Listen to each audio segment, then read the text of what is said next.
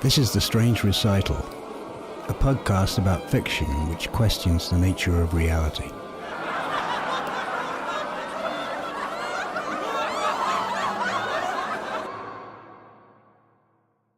Barney Rudolph was a solitary man. This is what he silently said in his private story of self. Alienated, a loner, lone wolf, outsider, always an outsider. First, there was the fact that he was adopted.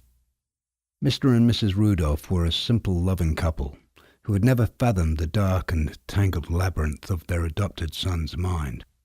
Misunderstood was his permanent condition. Then, when he moved to New York City as a young man, he was immediately aware that his speech, his clothes, his way of inhabiting his own body were all different. His view of the world was not shared by the people he met. He made friends and seemed to be well liked, but he often sat among them at dinner tables, mutely nodding, bewildered by all the loud, passionate crosstalk. Barney was a filmmaker. In the corporate arena where he made his living, he was called a video producer. But outside the realm of dollars, he was an artist. He worked alone. At one time, he had hoped to direct feature films, but his day job soon taught him that he did not have the skill for collaboration that was required in the motion picture industry. He had survived to middle age as a director of small production crews making low-budget training videos. But his pleasure was always in the after-hours projects, the quirky, personal, dreamlike little narratives he conjured up entirely on his own. Barney wanted to make a movie called This Is Not a Movie. The author, David Markson, whose late works were labelled postmodern by critics who liked that word, had written a novel entitled This Is Not a Novel. Its narrator, called writer, says, "A novel with no intimation of story whatsoever, writer would like to contrive. By piling tidbits and factoids upon allusions and fragments, it gradually accumulated a mysterious power." Barney wondered, could this be done on film? He decided to try. But now he was stumped. He read again the novel's epigraph, a quote from Jonathan Swift. "I am now trying an experiment very frequent among modern authors, which is to write upon nothing." So, a film about nothing. How to start? How to start? Never mind. He went for a walk, and his feet took him to his habitual destination, Broadway at East 12th Street.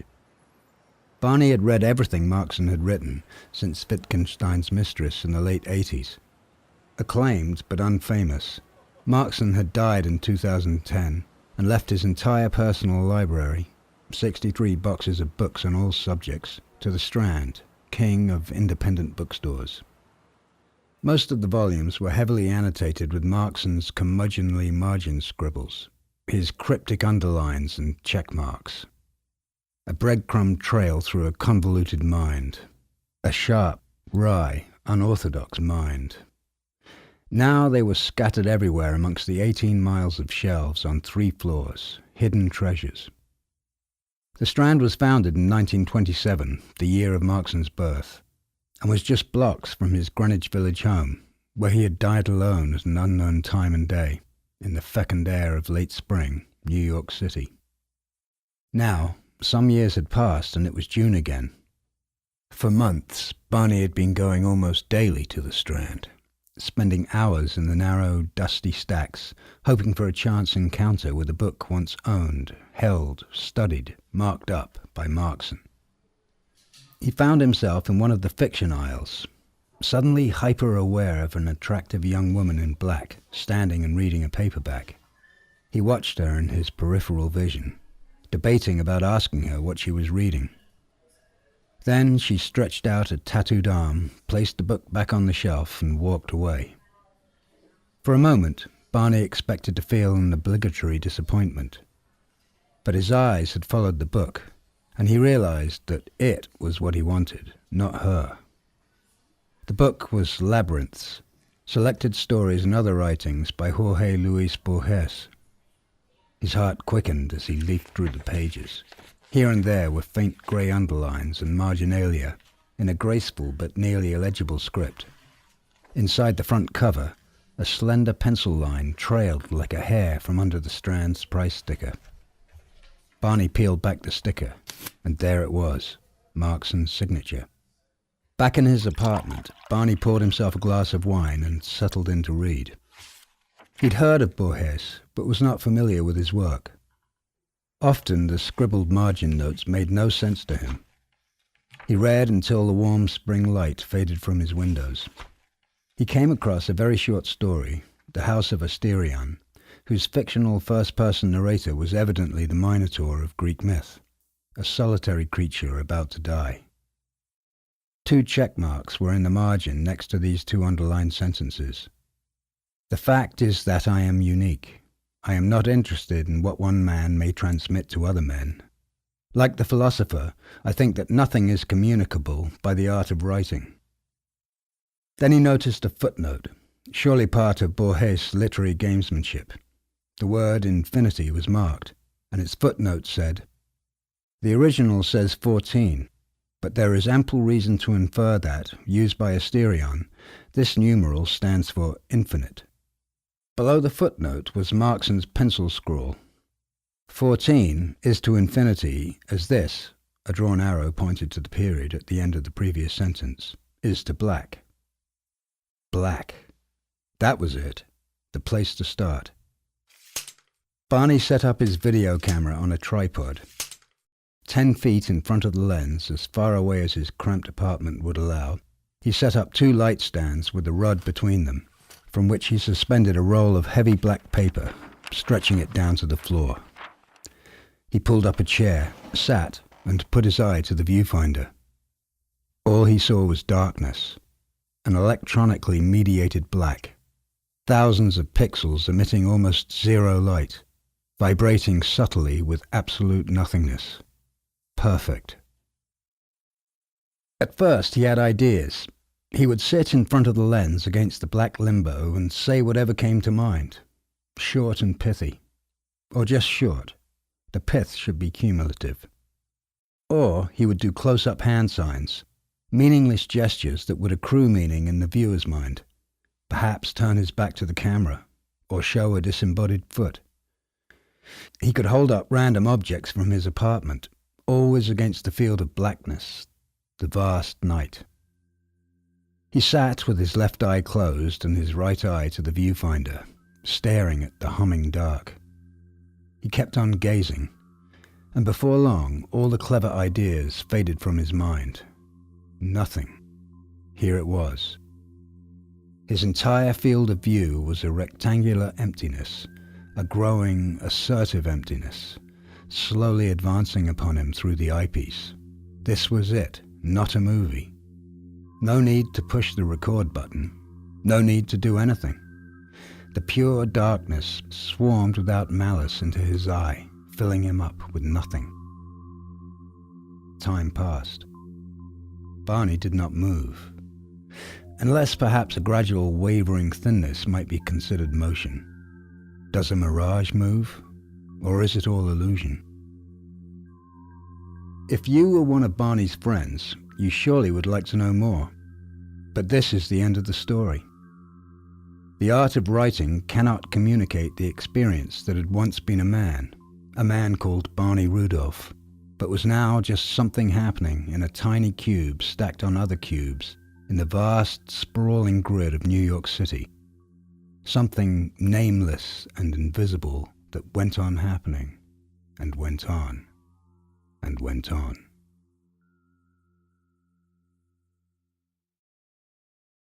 That was Brent Robison, written by Barney Rudolph, and read by... That was Barney Rudolph, written by Brent Robison, and read by me, Tom Newton.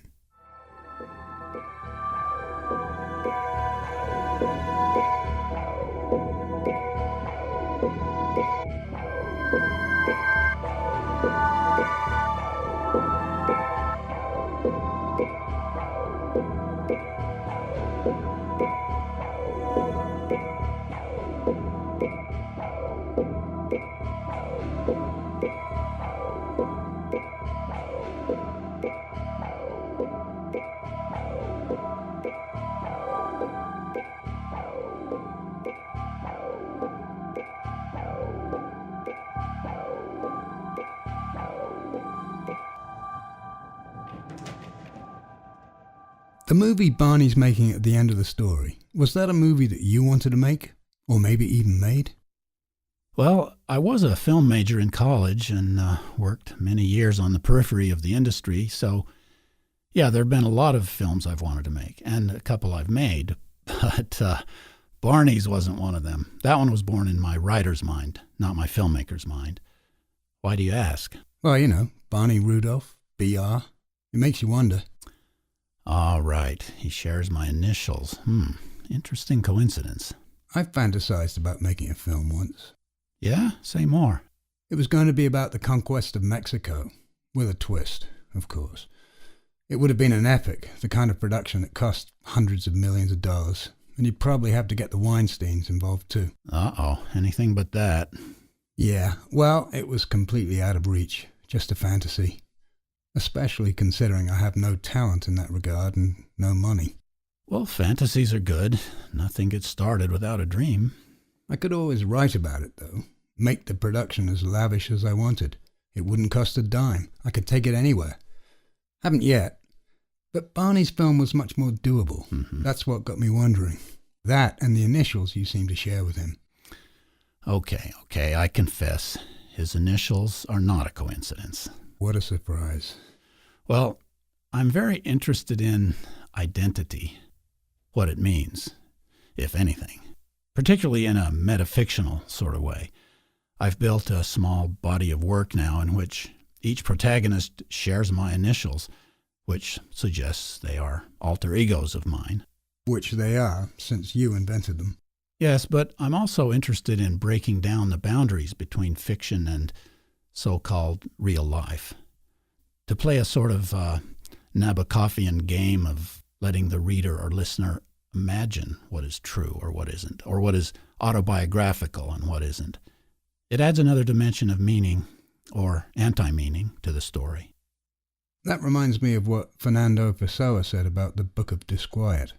He called it his factless autobiography. Yes, well, everything I write is factless autobiography, I would say. Thus the initials, or the character names. I played with that a little in the novel I just finished, but I go way deeper in my other novel, which is still in progress. Characters with several layers of pseudonyms. Another reminder of Pessoa. He wrote under something like 72 different pseudonyms, but he called them heteronyms to emphasize that they were truly different beings with different opinions and ways of writing. Almost like multiple personality disorder, but with self-awareness. Cool. Yeah. And here's another little Pessoa tangent. I was reading some of his personal notes in which he says he no longer reads anything literary, only technical books for information. And then he says, I have found out that reading is a slavish sort of dreaming. If I must dream, why not my own dreams? I like that. I guess that could apply to listening to literary podcasts as well. Which is not to say stop listening or stop reading, no. But maybe our own dreams and ideas are the most important ones to pay attention to. Good reason to avoid Facebook. But wait a minute. We haven't talked about your story. So ask me a question, Mr. Interviewer. Is the story true? There you go, getting right into the unanswerable heart of it. Of course, the answer is yes and no. It's true, but what the hell does that mean? By the way, you read it very convincingly in such a way that it sounded very true for you. Well, thanks. So does performance equal reality? I think that sometimes it does. Maybe it's masks all the way down. Hard to stay on topic today. We've talked about Fernando Pessoa instead of David Markson, who's a very interesting author and plays such an important role in your story. Yeah, Markson. There's a guy who didn't follow other people's ideas of what fiction should be. During the last 20 years before he died, he wrote a series of ever more minimalist books that challenge the conventional ideas of what fiction is. His final book from 2007 was called, fittingly, The Last Novel. Right. Maybe he knew he'd be dead soon. Maybe so. He's been praised for creating his own personal genre in the realm of the avant-garde. so perhaps not to everybody's taste. I just became aware of him last fall when we were working on your story, 7 Cries of Delight, which you said was an experiment in writing about nothing. So that was on my mind, and then I found Markson's book, This Is Not a Novel, on a street vendor's table, and there was the epigram by Swift on writing about nothing. Which you sent me a photo of. Yes. I like those kind of synchronous moments, enhanced by smartphone technology. I wonder how Carl Jung's idea of synchronicity might have changed if he'd had the ability to instantly text about everything. Time seems warped somehow. Yeah, instantaneous feedback at every moment. But are we off on another tangent? Yeah. Why do you suppose we do that? I'd say we must be following the dreams of the author of this interview. Is that you or me? I'm not sure. Is there a difference? Well, difference or not, after all this speculation on novels that aren't novels and films that aren't films, I think we should end by doing a performance of John Cage's 426. Ah, yes. First performed in Woodstock, I might add. Mm-hmm. Gives it a little more relevance. Yeah. We could improvise an excerpt. We wouldn't have to do the whole thing. That might be stretching it. What do you think? Sure, let's try it. All right. Why don't you sit by the piano? Okay. And I'll stand nearby like a lounge singer. We'll record it in stereo. Ready? Yep. What time signature should we use? Does it matter? No, I suppose not. Okay. 1 and 2 and 3 and 4.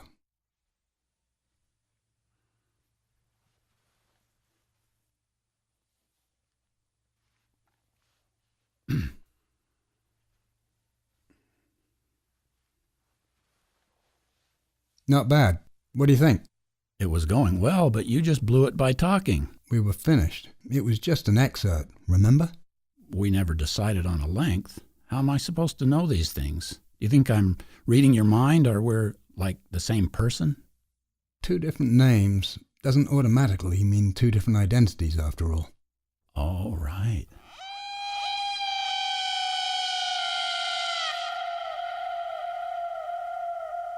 This is The Strange Recital, on the web at thestrangerecital.com. The music on this episode was Showers of Stones by XJ5000. I realized that when Brent and I were discussing his story, we forgot to mention Magritte's famous painting, La Trahison des Images, The Treachery of Images. The picture features a pipe, underneath which is written, Ceci n'est pas une pipe. This is not a pipe. This might have been the first time in art that an object was represented along with the denial of its representation. It raises some interesting ideas about the nature of perception. Markson's book, This Is Not a Novel, and Barney Rudolph's This Is Not a Movie must both be descendants of this concept of representation and denial, conscious or not. Of course, it's easy to draw inferences where there need be none. This is what Magritte had to say about his painting. The famous pipe, how people reproach me for it. And yet, could you stuff my pipe? No, it's just a representation, is it not?